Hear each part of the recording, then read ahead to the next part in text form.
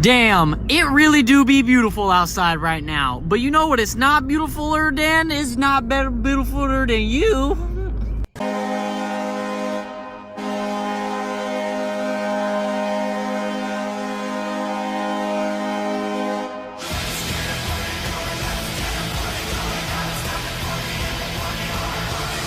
Stanley Cup champions, Brandon Tanev. Oh my gosh, did we do the bacon ones? I think we're doing the bacon ones. Anna, with the treat. Let's go! The Penguins win 5-4, not in overtime, in regulation in this one. Dear Lord, what a game. Oh my God, it was very feisty and fierce, but also, there were 9 goals, and that third period was absolutely hectic. Penguins are leading the series 2-1 against the New York Islanders. I love this team. I love Brandon Tanev. I literally was thinking about him all day at work today. Like, seriously, I was thinking about how much I love Brandon Tanev and how lucky we are to have him. And he scores the game winner tonight, which is beautiful. That mic'd up thing from game 1 or game 2 that he had came out the other night in the Penguins' Twitter.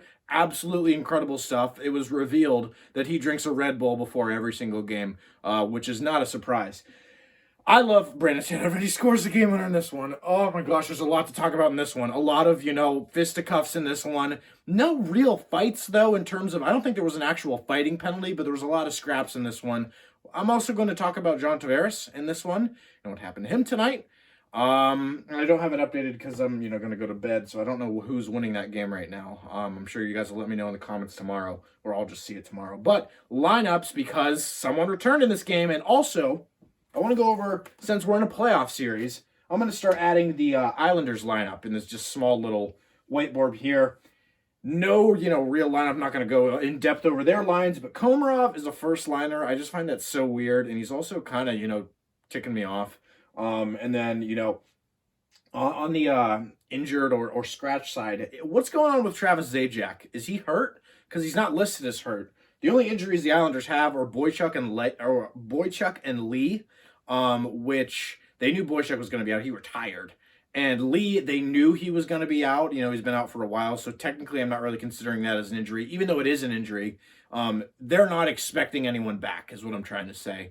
And the only, Penguin side of things is Casey DeSmith and Evgeni Malkin, and Evgeni Malkin returned in this one. So the lineup will look like the following. Same first line, Zucker and Kapanen with Malkin, which is pretty much how we expected the top 6, from the beginning of the season, and that's how it is right now. We did not expect Frederick Gaudreau to be a third-line right winger. He reminds me of a Scott Wilson type player. I don't know if you guys remember this, but in 2016, or it was 2017, Scott Wilson played with Evgeni Malkin for a good number of games. And it allowed, Kessel to be on the third line, or Hornquist to be on the third line, or Brian Rust or Connor Sherry. And that's what it's kind of reminding me of right now, because if you have Gaudreau on the third line, you can balance out the lineup and you can have that Aston-Reese, Blueger, Tanev line. I absolutely am in love with this lineup right now. The only area of concern that I have is the backup goaltending position when that goes to our injuries. Rodriguez and Sevier are healthy scratches in this one, along with, Jankowski, recall, all the spare guys that we have. And on paper, this team looks great. Let's get to actually what happened on the ice and how great this team looked in this game. When I watch, playoff games, after every whistle, I'll just, take some notes for the PFR. They're not really in depth. These are just my own opinions on the video. So what I did today, I try to elaborate them and, I'm like, what am I trying to say with that scribbled notes? Because I'm trying to, get back to the game or be angry on Twitter or something. I didn't even bother with the filter on this one. These are just straight up what I wrote in my notes. So if they look a little bit weird, if you can even read them, that's why. Also, if you get this reference, you're a true one. Brandon Tanev, wore this sweatshirt to a post-game press conference, and, he got the last laugh, and Matt Martin was an absolute goon tonight. I absolutely hate him. My PFR question before we get any further, what was the highest blood rate, or the highest, blood pressure rate you had tonight? I don't know what mine was. I probably should start, checking that, because you or a loved one might be entitled to financial compensation if that happens. And my 3 stars of the night, they're actually in yellow because I got new markers for my birthday. Tanev, Crosby, and Carter. I think those are the safe picks, even though you could have a lot of names in there. Anyways, 1-0 goal Letang. I was driving my way home from work on this one. I didn't see it.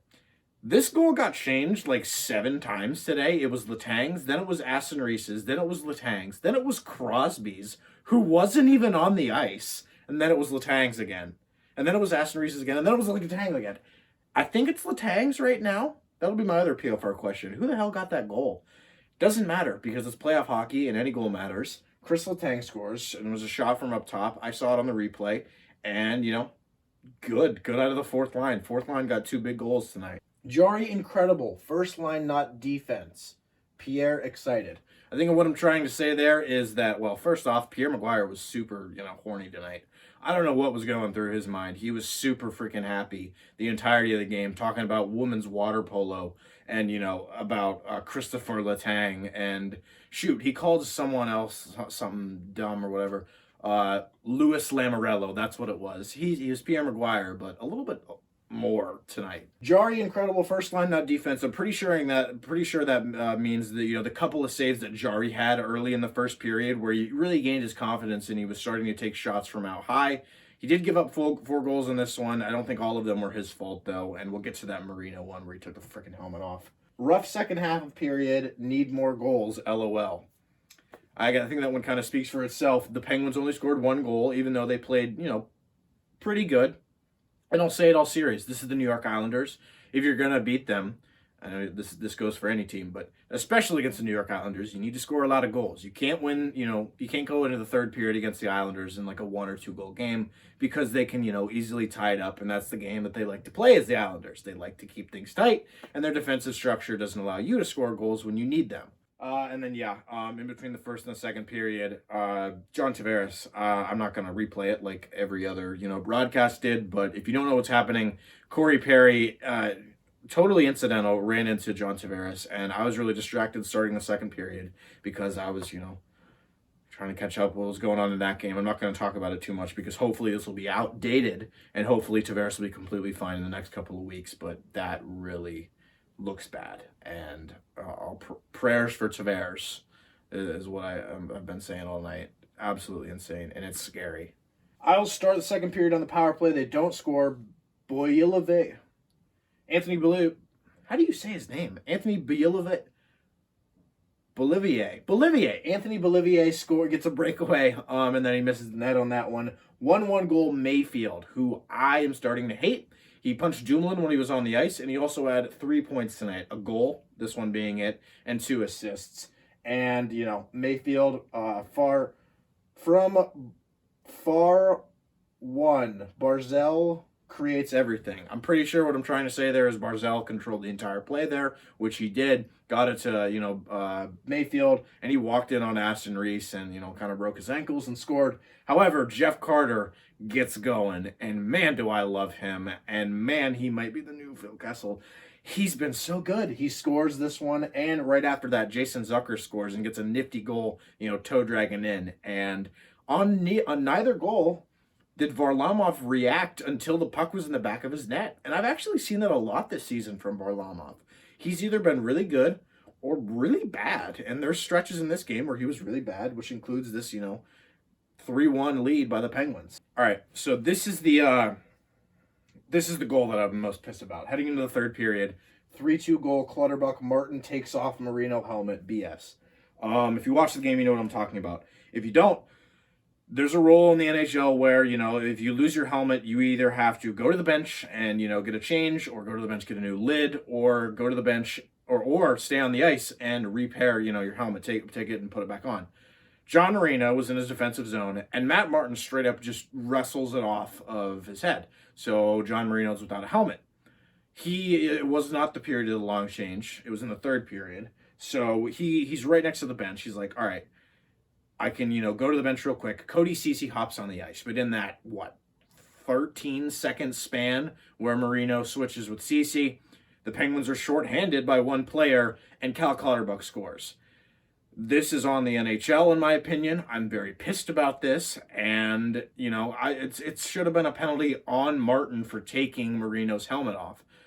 There's a lot to digest here in terms of what's right and what's wrong. How do you keep players safe with their helmets on? I don't know, but what I do know is that Martin wrestled his helmet off, and he should have been penalized for that because it's literally taking a player out of the play. And usually when you use that phrase, it's like, you throw a big hit or, you slash someone. But in this instance, you're handicapping him without getting, you're taking away his equipment. Imagine if you just went up to, if you go up to another player and you take a stick, that's a penalty. Martin should have got a penalty on this one, but they don't. And the Islanders score on it, which makes it even worse. And I was pretty pissed. And after that, pretty much all hell broke loose. I'm not even going to try and, recap all the scraps. Hockey Fights, hockeyfights.com, I'm sure will have it. And Sportsnet and all the highlights channels. But what it boils down to and what the main, scrap was, the start of it all, was the Penguins' first line and first defensive pair. Crosby, Guentzel, Rust, Dumoulin, Letang, 5 of our best players. And the Islanders' third line and second defensive pairing. So that is Letty and Mayfield, along with Palmieri, Pageau, and Wahlstrom. Line brawl, not a line brawl, but kind of like a scrap pretty much with everyone involved except for Jarry and Varlamov, and everyone goes to the box. All 10 players from both teams go to the box. But somehow, the Penguins get penalized, the extra penalty on it, and it leads to a power play. And I'm already pissed about the Marino situation, but I'm pissed even more because Anthony scores 18 seconds into that power play. Fuck the refs, dude. Like, seriously. Like, why the extra penalty? It was started and instigated by Kyle Palmieri shoving Tristan Jarry into his own net, trying to score a goal, which wouldn't have counted. And, it pissed me off. Jake Guentzel did retaliate there, and I even wrote, you cannot lose your cool. And later on, the Penguins, Matt Martin tried to start shit with Marino, which I also have here as well. And, the Penguins get a power play out of that. Jeff Carter scores, and I love him so much. I thought that was going to be the game winner. All hell broke loose in the third period. Cal Clutterbuck scored, and there is no God, is what I was thinking, when Scott Mayfield and Cal Clutterbuck score with Matt Martin on the ice. The players that were getting rewarded for all the shit that they were pulling on the ice. Mayfield punching Dumoulin in the face. Martin trying to wrestle everyone. And, Clutterbuck has had 2 goals tonight. But the Penguins got the last in this one. As Chris Letang threw the puck to the net. Brandon Tanev tipped it. It was saved. But it bounced up in the air. And below the crossbar, Brandon Tanev tipped it in. And the Penguins were up 5-4. Held on to that lead. And took the series lead 2-1. I love the Pittsburgh Penguins, but dear God, did they almost give me a heart attack. And we're only in round 1. We have much more to go here. Oh, boy. I probably just went on for a long time there, so I'm going to cut this one, now. But, wow. What a game. Playoff hockey's, there's nothing like it. It's the best sport on earth is playoff hockey. I'm excited for Game 4. That'll be this Saturday. I'll see you guys then. Thank you all for watching. Like, comment, subscribe. 260 subs now is what I thought I saw. Thank you so much, especially for sticking with me through my birthday video and everything. I'll see you guys in the next video, and hopefully Penguins can take an even more commanding lead on the Islanders.